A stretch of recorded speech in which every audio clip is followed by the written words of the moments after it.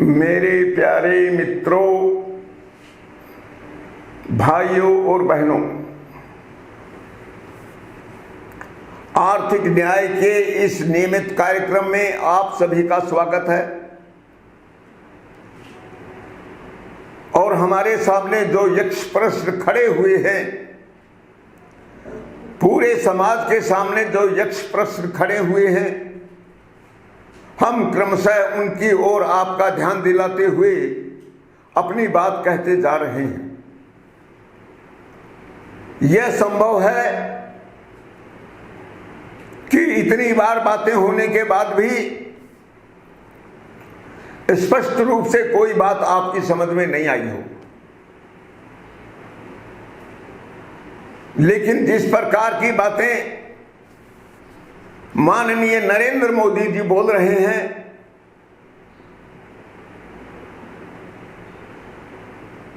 उस दृष्टि से भी अगर बात की जाए तो आपको इन 5 राज्यों के चुनाव परिणाम जो हुए हैं, उसके आधार पर आप सभी को चिंतन करना चाहिए। 5 राज्यों के चुनाव समाप्त हो चुके हैं और 4 राज्यों में भारतीय जनता पार्टी जो नरेंद्र मोदी जी के नेतृत्व में काम कर रही है, उसके अनुकूल स्थितियां दिख रही हैं। और नरेंद्र मोदी जी ने सबका साथ सबका विकास, यह नारा भी बड़ी स्पष्टता से दिया था।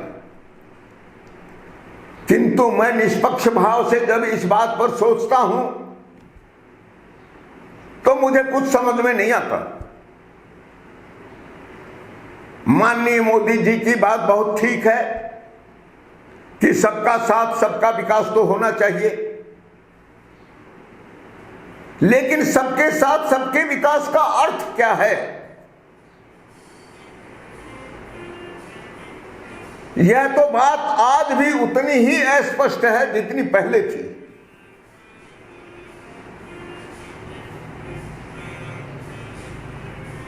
उत्तर प्रदेश में माननीय योगी जी, उनकी एक छवि है। अर्थनीति पर उनका ज्यादा चिंतन नहीं है, लेकिन सबके साथ सबके विकास में अगर एक बात के ऊपर ध्यान केंद्रित करना है तो मैं भी मानता हूं कि जातिवाद के नाम पर, संप्रदाय के वाद के नाम पर, परिवारवाद के नाम पर भारत का विकास नहीं हो सकता। यहां तक कि मैं तो यह भी मानता हूं कि राजनीति के आधार पर जिस प्रकार की भेदभाव राजनीति अपने यहां चल रही है,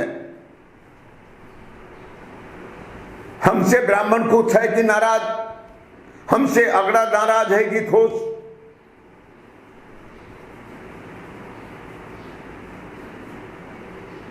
क्या इस आधार पर राजनीति चलेगी? मोदी जी के कहे अनुसार तो नहीं चलेगी, यह कोई तरीका नहीं है। और मैं उनकी इस बात का तो स्वागत करता हूं। भारतीय राजनीति पूरे राष्ट्र को दृष्टि में रखकर चलनी चाहिए।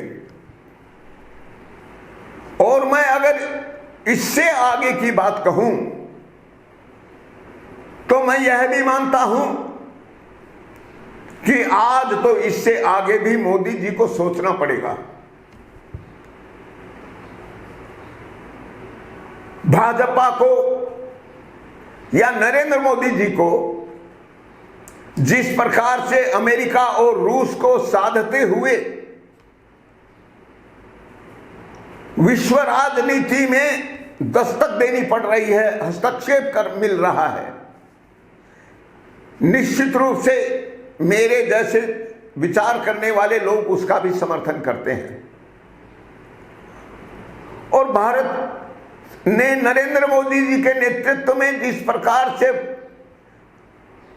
यूक्रेन में फंसे भारतीय छात्रों को बड़ी संख्या में सुरक्षित बाहर निकाला है, उसकी प्रशंसा दुनिया के कई देशों ने की है। यह अपने आप में बड़ी अच्छी बात है, लेकिन इसका एक दूसरा पहलू भी है। इससे देश के आगे की दिशा तय नहीं होती। मोदी जी का कद भारत में और पूरी दुनिया में बहुत मजबूत हुआ है, तो फिर मोदी जी को यह जवाब देना पड़ेगा, क्या व्यक्तिवाद की राजनीति भारत का लक्ष्य होना चाहिए? मोदी जी सारे सवालों का उत्तर नहीं हो सकते। उनका चिंतन क्या कहता है? क्योंकि भारत तो मोदी जी के जाने के बाद भी होगा। और जैसा मैं सुन रहा हूं कि 75 साल की उम्र में मोदी जी ने अपने रिटायरमेंट की बात कही है, वह सच है या झूठ मैं नहीं जानता, लेकिन तब भी व्यक्तिवाद कोई स्पष्ट उत्तर नहीं हो सकता। क्यों? राम और कृष्ण के द्वारा जो बातें स्थापित की गई, जो आदर्श स्थापित किए गए, वह तो राजनीति से परे ज्यादा है। हालांकि गीता की बात अलग है और राम की बात अलग, फिर भी संस्कृति के तौर पर मैं उसकी अनिवार्यता और श्रेष्ठता को भी स्वीकार करता हूं। लेकिन फिर भी हमारे सामने यक्ष प्रश्न तो खड़ा का खड़ा हुआ है कि आज पूरी दुनिया जिस मुहाने पर खड़ी हो गई है, पूरी दुनिया में मानवता की रक्षा का उपाय क्या है? उसकी नीतियां क्या होंगी? और भारत जो विश्व गुरु होने का ख्वाब मन में पाले हुए, सपना मन में पाले हुए है, क्या भारत का वह सपना पूरा होगा? तो मेरा प्रश्न यही है मोदी जी से, इसका उत्तर व्यक्तिवाद नहीं हो सकता। और मैं अपने सभी मित्रों के सामने यह प्रश्न रखना चाहता हूं, यह मेरे अपने हृदय का प्रश्न है जो मुझे शांत नहीं होने दे रहा,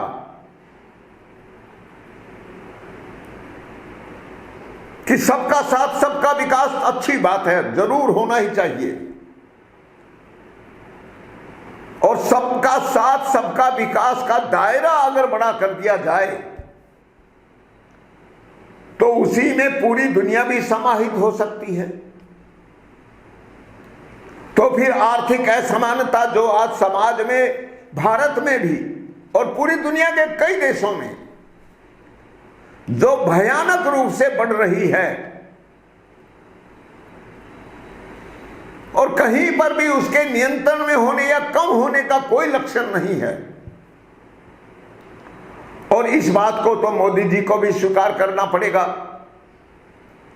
कि सबके साथ सबके विकास की बात ठीक है, लेकिन क्या वैश्विक अर्थनीति मोदी जी का विचारणीय विषय नहीं है? और हम लोग जो बात करते हैं, हम तो विश्व के आधार पर मनुष्य मात्र के और प्राणी मात्र के सुख की कामना करते हैं, कल्पना करते हैं। और हम यही सोचते हैं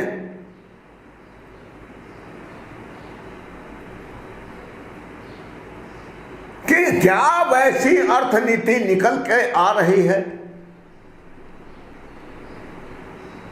और अगर यह सपना पूरा नहीं हुआ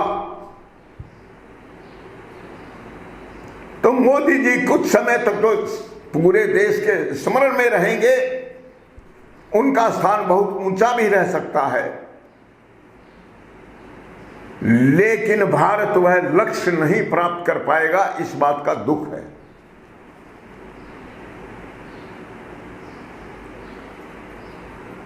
विरोधी दलों ने जो रास्ता अपनाया है वह तो कहीं जाता ही नहीं।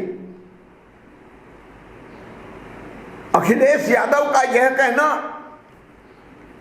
कि भाजपा की सीटें कम की जा सकती हैं, यह केवल उनकी मानसिकता को दर्शाता है। आज भी अखिलेश यादव जी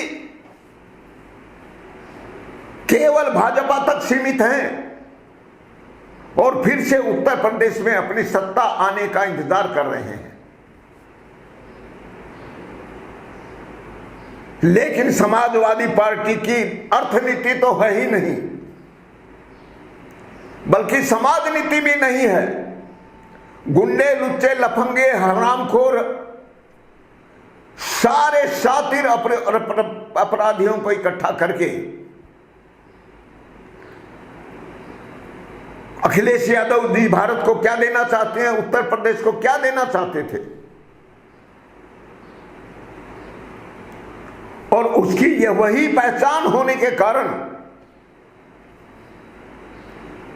वो भाजपा को परास्त करने में विफल रही है। यह एक कटु सत्यता है।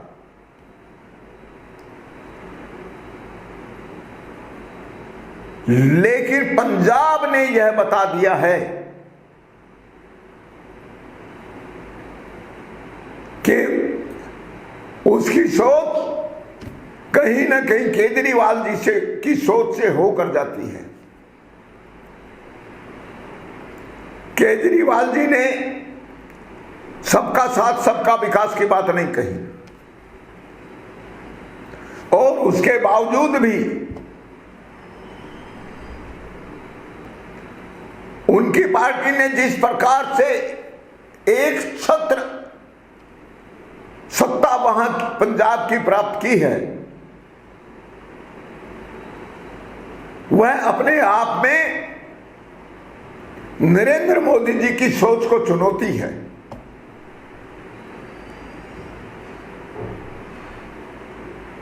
अखिलेश यादव चुनौती हो या नहीं हो, इसको छोड़ दीजिए।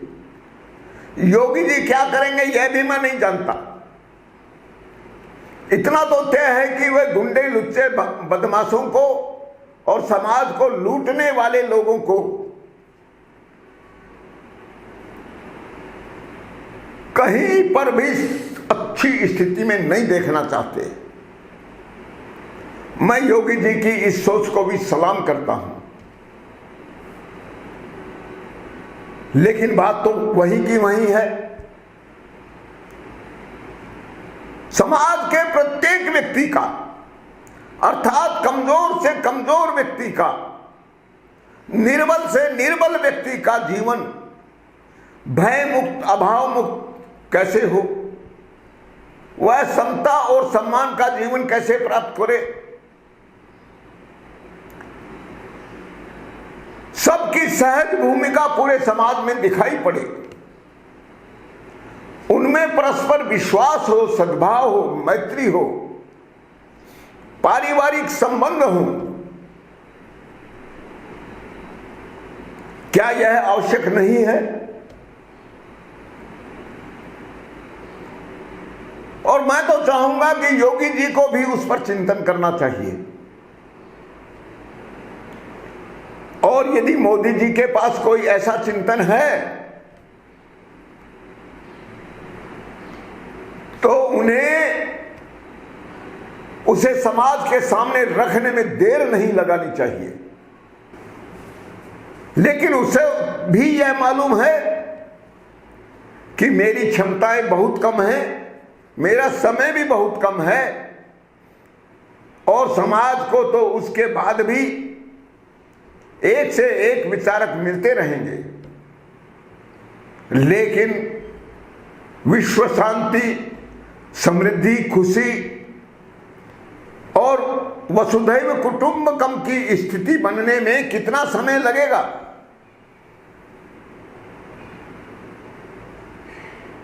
उसका रास्ता क्या होगा? मुझे केजरीवाल जी से भी कोई क्षोभ नहीं, और मोदी जी के ऊपर तो मुझे समर्थक होने का आरोप लगाते ही हैं, किंतु मैं यह बता दूं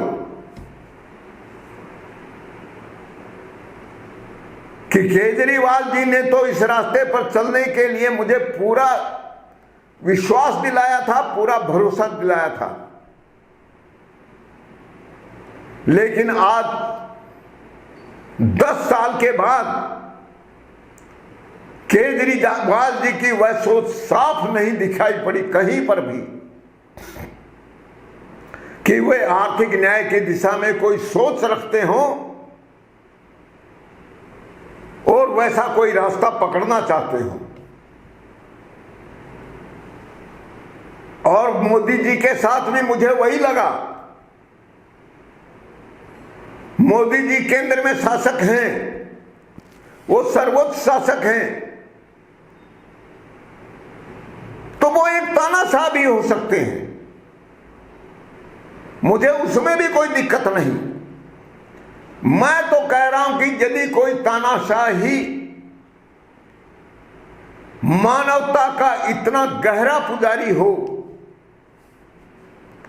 कि वह दुनिया में वसुधैव कुटुंबकम की स्थिति बनाने के लिए हर खतरा उठाने के लिए तैयार हो जाए, तो उसे भी मैं प्रणाम करता हूं।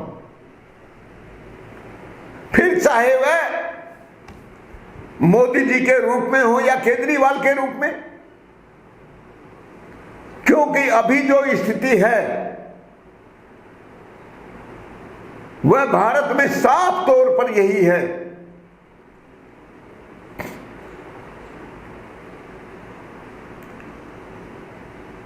कि मुट्ठी भर लोग जिनके पास समाज की अधिकांश संपत्ति है, चल अचल और नकद संपत्ति है, और संपत्ति का यह अधिकार और गोपनीयता के साथ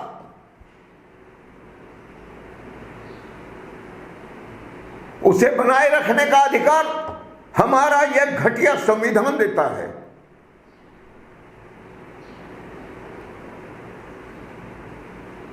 बात लगातार फंस रही है और उत्तर कहीं नहीं मिल रहा है। इसलिए हमारे हृदय की व्यग्रता को आप समझिए। और फिर मैं यही बात कहता हूं कि न्याय की दृष्टि से सारे प्राकृतिक संसाधनों पर सबका जन्म सिद्ध अधिकार होता है। उसमें किसी प्रकार का भेदभाव नहीं किया जा सकता। व्यक्ति की योग्यता, व्यक्ति की क्षमता, व्यक्ति की कर्मठता, व्यक्ति की आवश्यकता, व्यक्ति की परिस्थितियां, व्यक्ति की रुचियां, स्त्री पुरुष के संबंध और मानसिकता, सबको मैं स्वीकार करता हूं। और मुंडे मति भिन्ना की बात को भी हृदय से स्वीकार करता हूं। तो फिर इन सारी विसंगतियों और भिन्नताओं के बावजूद मानवता को सुरक्षित करने का रास्ता क्या है?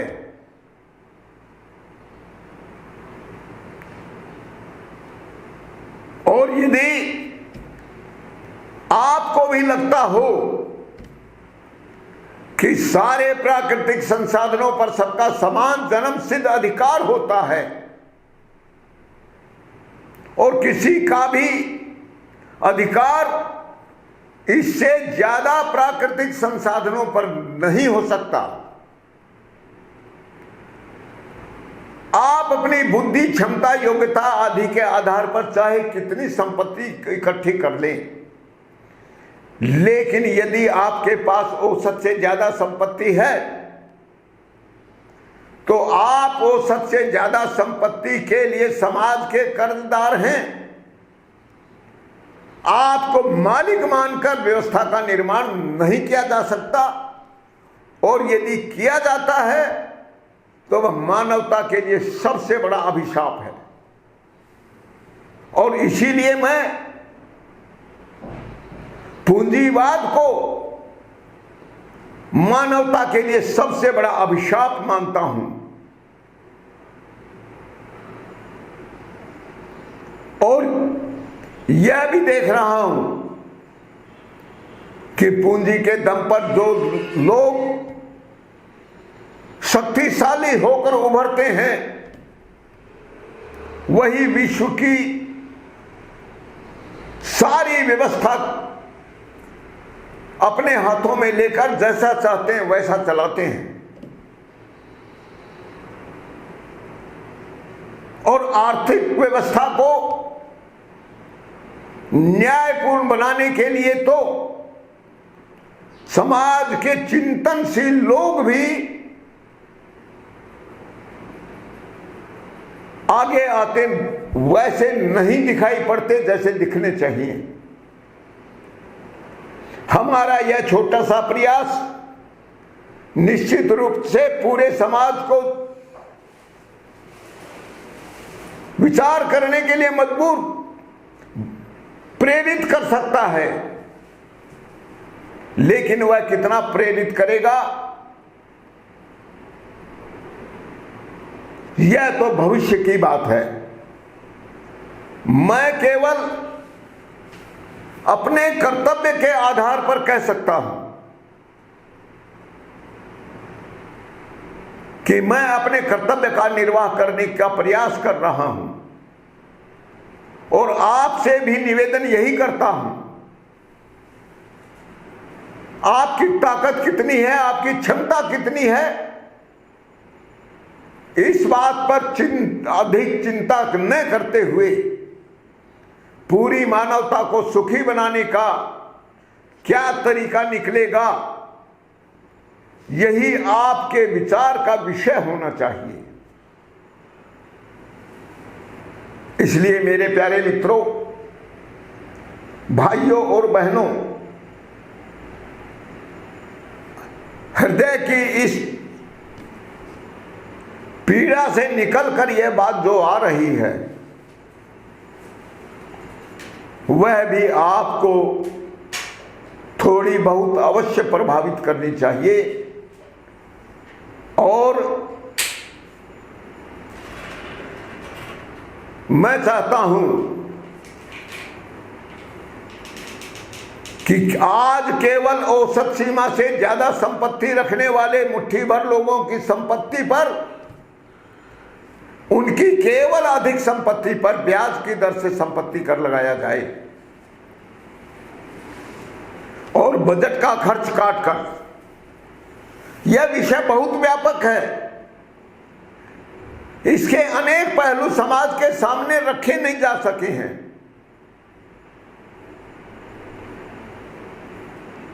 लेकिन निष्कर्ष के तौर पर जब तक बजट से अधिक शुद्ध लाभ का बंटवारा समाज में नहीं होगा, समानता के साथ नहीं होगा, तब कभी भी समाज में आर्थिक असमानता के ऊपर नियंत्रण नहीं लग पाएगा। और जब तक आर्थिक असमानता बढ़ती रहेगी, तब तक अमेरिका और रूस के बीच या दूसरे नाम बदल जाने से क्या फर्क पड़ता है, विनाशकारी हथियारों के द्वारा भयानक खतरा मंडराता रहेगा। और इसीलिए भारत की आंतरिक राजनीति से लेकर विश्व स्तर तक की जो स्थितियां हैं, उन सबको एक साथ समेटते हुए मैं एक ही बात कह रहा हूं कि सामान्य व्यक्ति केवल आर्थिक नीतियों द्वारा ही प्रभावित होता है और सामान्य व्यक्ति की आवाज कहीं पर भी नहीं है। और उसको आवाज देने का, सशक्त बनाने का अगर कोई माध्यम है तो हमारा यह आर्थिक न्याय का विचार है। यह ठोस विकल्प है और यदि हमारे देश की जनता इस पर गंभीरता से विचार करने के लिए प्रेरित होती है तो मैं निश्चित रूप से कह सकता हूं कि हर व्यक्ति को लाभांश के रूप में कम से कम 10,000 से 15,000 रुपए प्रति माह प्रत्येक व्यक्ति अपना सुखद जीवन जीने के लिए आर्थिक धन प्राप्त करता रहेगा। मैं सहायता की बात नहीं कहता, क्योंकि धन समाज का है, राज्य उसका मालिक नहीं है। राज्य केवल प्रबंध करता है और इसलिए उसमें गोपनीयता का कोई स्थान नहीं होना चाहिए। आज के सभी राजनेताओं और विद्वानों और बड़े बड़े ज्ञान के समुद्रों से, बड़ी बड़ी संस्थाओं से, बड़ी बड़ी डिग्री देने वाले लोगों से, विश्वविद्यालयों से और उनके अत्यंत विद्वान लोगों से निवेदन करता हूं कि मानवता को बचाने के लिए वे अपने चिंतन की धारा को खोलें। समाज के सामने वह प्रकट होनी चाहिए। पूंजीवाद के गुलाम बनकर उसे का दिए हुआ पैसा खाकर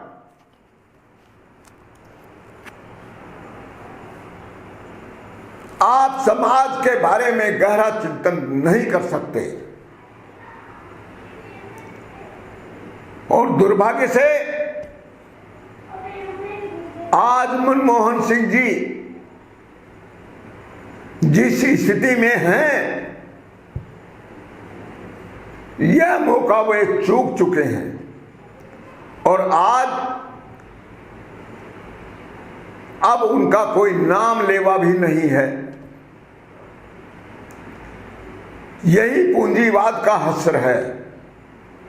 और मार्क्सवाद वह तो बहुत पहले ही समाज में अपना अस्तित्व खो चुका है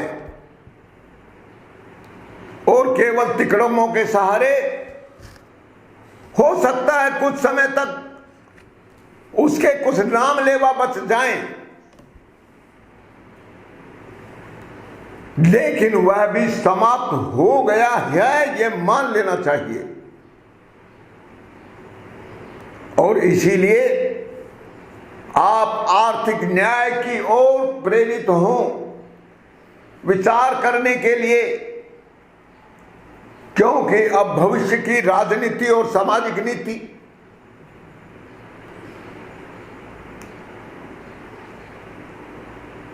यह केवल उसी दिशा में आगे बढ़ सकेगी।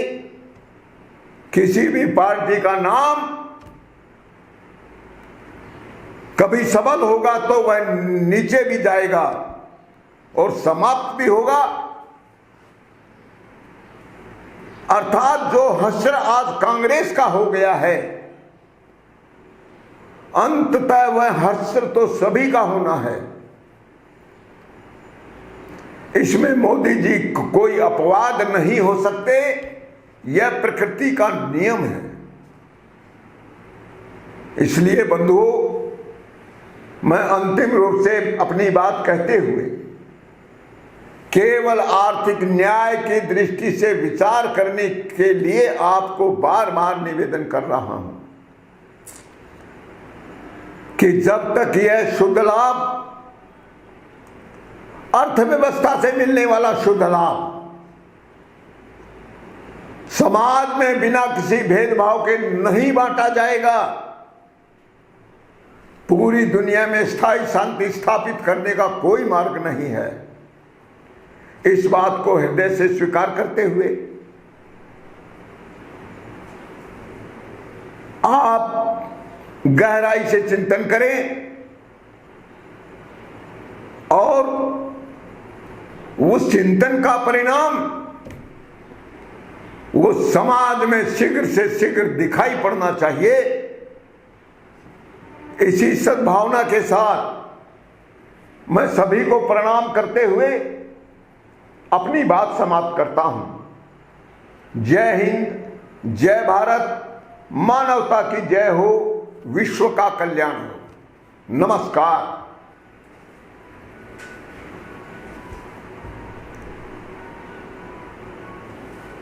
कितना समय?